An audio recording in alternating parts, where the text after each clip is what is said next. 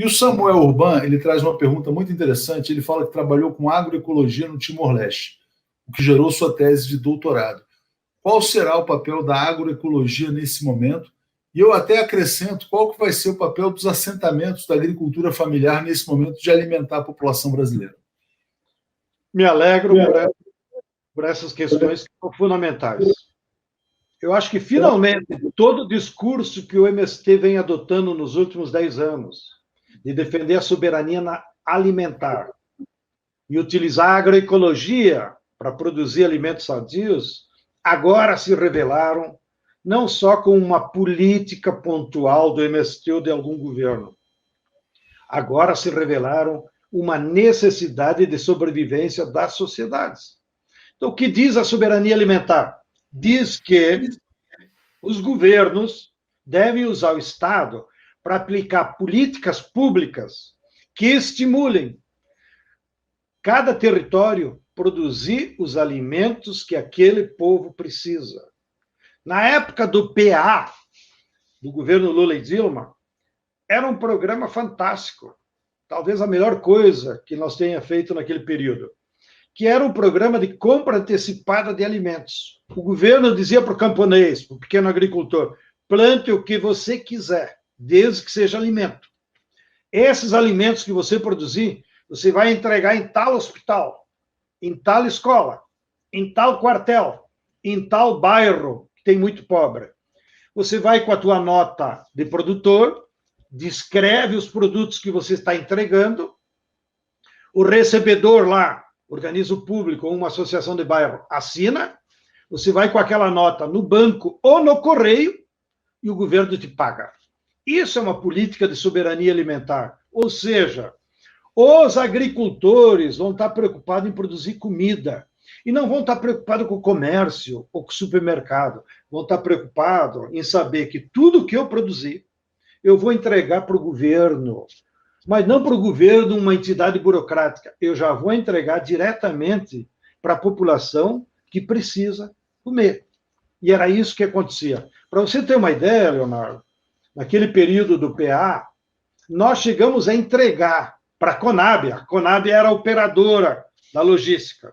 Nós chegamos a entregar para a Conab 367 tipos diferentes de alimentos que fazem parte da nossa culinária brasileira, que é tão rico, um território tão grande. Então, quando nós saímos dessa crise, e nós estamos apresentando essas propostas para os governadores do Nordeste, para que eles, desde logo, vão aplicando isso. Nós podemos mobilizar os 4 milhões de agricultores familiares assentados que existem no Brasil, e cada um deles se propor, já hoje, amanhã, porque ele não precisa ir para a rua, ficar em casa para ele é ficar na roça também, e ele começar a produzir todos os alimentos que a sua terrinha, que o seu espaço dê. E aqueles que não têm terra, o governo vai ter que fazer um programa emergencial de distribuir terra, e utilizar, inclusive, a lei de utilidade pública, para não cair naquela burocracia do INCRA. Bom, como nós estamos numa calamidade de comida, é hora de utilizar um instrumento que está na Constituição, que é desapropriar por interesse público. Exatamente, João. E aqui eu acho que você chegou num ponto importantíssimo. Desculpa só interromper, porque tem esse comentário do Moisés dizendo aqui, ó, viva o MST na luta por pão, paz e terra. Estamos juntos na luta por uma reforma agrária popular. O povo merece um governo progressista.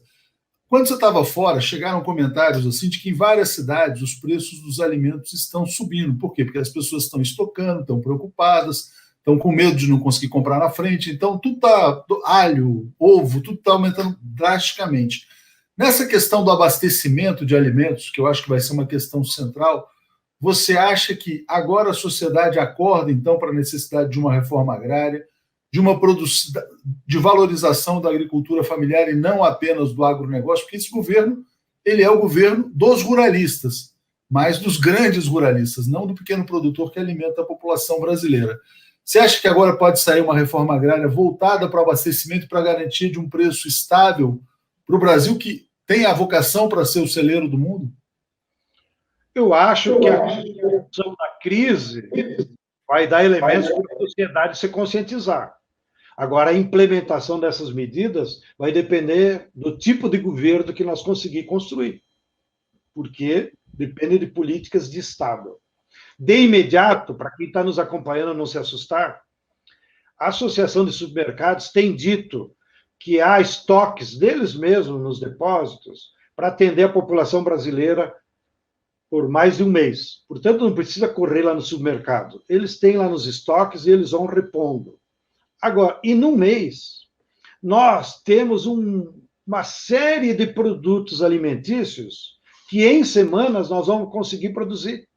Seja alface, as verduras, seja, por exemplo, ovos de galinha caipira. Né? Enfim, é fácil e rápido você repor as condições alimentícias. Porém, há medidas mais de médio prazo e que exigem políticas de Estado, como o meu referido IPA. Se o governo botar dinheiro no PA para os governadores administrar, nós rapidamente vamos motivar os agricultores a começar a abastecer essas áreas sociais, hospital, quartel, né? Escolas, pode recuperar a merenda escolar sem ter aula e criar condições sanitárias que não precisa aglomerar para entregar comida para a população. Assim como nós teríamos que proibir a exportação daqueles bens alimentícios que o nosso povo precisa, por exemplo, de frango, de carne de boi. Né? Prioridade total ao mercado interno, né? Prioridade total às pessoas, à vida brasileira.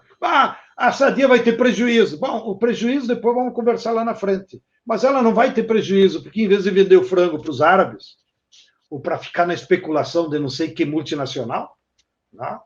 Vocês viram, para só chamar a reflexão, no sul houve uma seca tremenda lá na minha terra.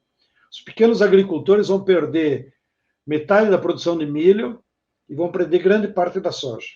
O que o governo fez? Nada, absolutamente nada. Então vai faltar ração para porco, para frango, né? Para os animais. E a Cargill e a ADM continuam comprando milho e exportando para os Estados Unidos. E lá nos Estados Unidos está virando etanol. Então um governo sério diz, está proibido exportar milho. E pega esse milho e transforma em proteína para que a nossa população não tenha problemas de alimentação. Então, agora voltando para o médio prazo, que era o sentido principal da pergunta. Eu acho que, de fato, nós vamos sair dessa crise mais conscientes de que a soberania alimentar é uma necessidade, ou seja, nós conseguir produzir lá na nossa própria região, no município, os alimentos necessários para todo o povo brasileiro. Nós conscientizar, vou provocar agora, já que você está aí em Cotia, você me falou, a maioria da classe média brasileira aqui de São Paulo e nas outras grandes cidades tem chácaras de lazer na periferia. Olha aí, por que nós não criamos uma lei que, no perímetro de 100 quilômetros ao redor de grandes cidades como São Paulo, Curitiba, Porto Alegre, Belo Horizonte, Recife, todas essas áreas devem ser dedicadas a produzir alimentos? O Japão é assim, João. Quem já foi ao Japão, você vê que não tem área verde disponível. Tudo é arroz para tudo. Galera, isso não significa expulsar as pessoas da sua chácara. Tá bom, fim de semana tu vai lá, toma teu banho, não sei, descansa um pouco.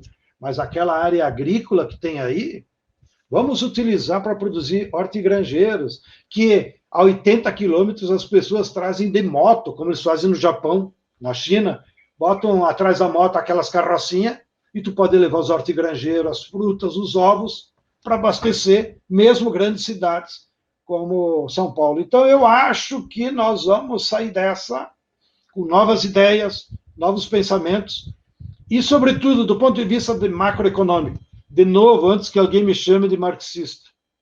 Proposta do Stiglitz, há 4 anos lá em Davos.